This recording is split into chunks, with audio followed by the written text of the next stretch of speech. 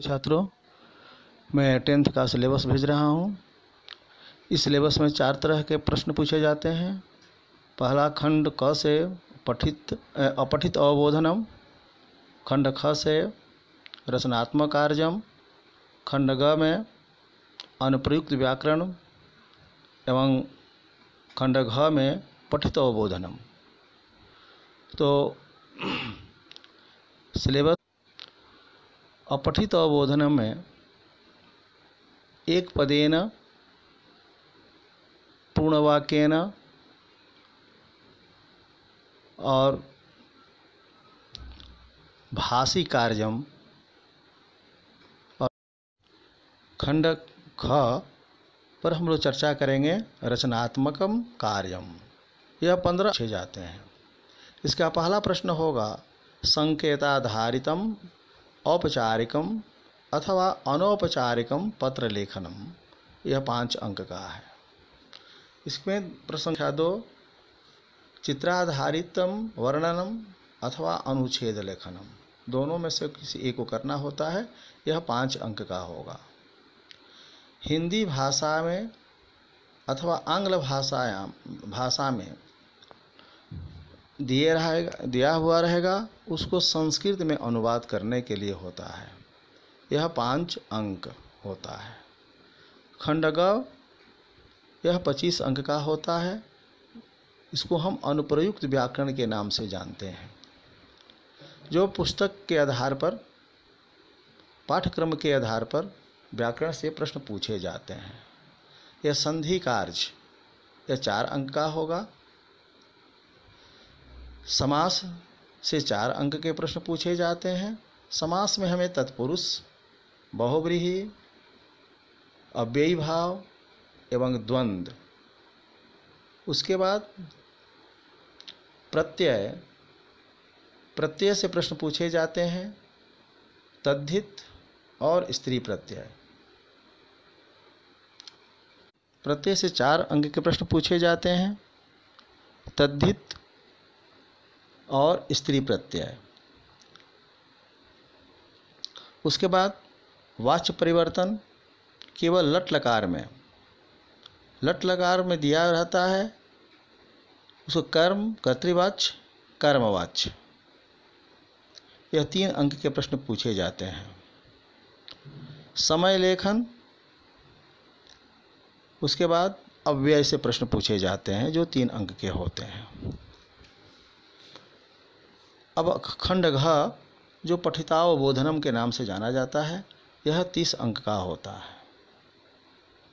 गद्यांश से के आधार पर प्रश्न पूछे जाते हैं।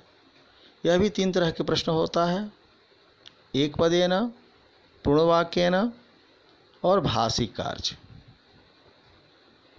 पद्यांश के आधार पर प्रश्न पूछे जाते हैं। यह भी 5 अंक का होता है। और 3 प्रकार के प्रश्न पूछे जाते हैं।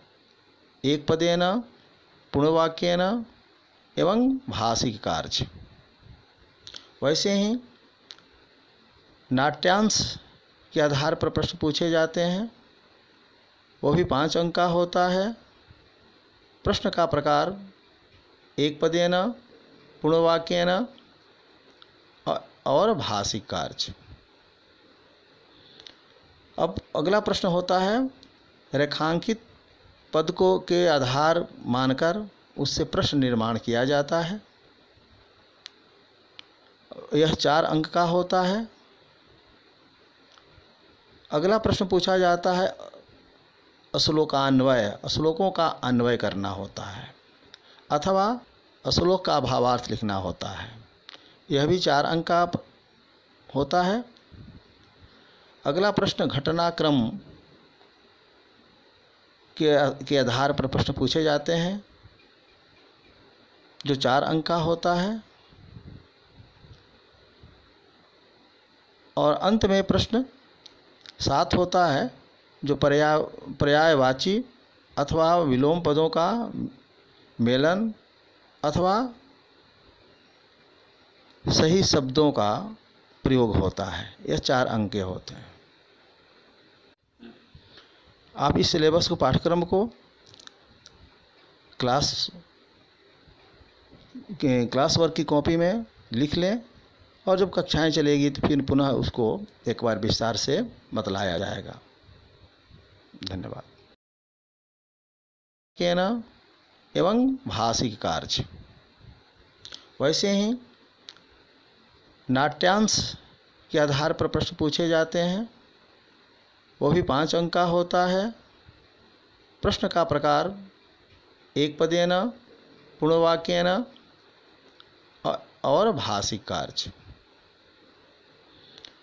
अब अगला प्रश्न होता है रेखांकित पद को के आधार मानकर उससे प्रश्न निर्माण किया जाता है।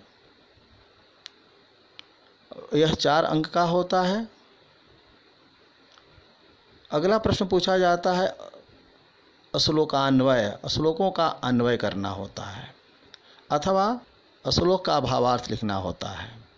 यह भी 4 अंक का होता है। अगला प्रश्न घटनाक्रम के आधार पर प्रश्न पूछे जाते हैं, जो 4 अंक का होता है।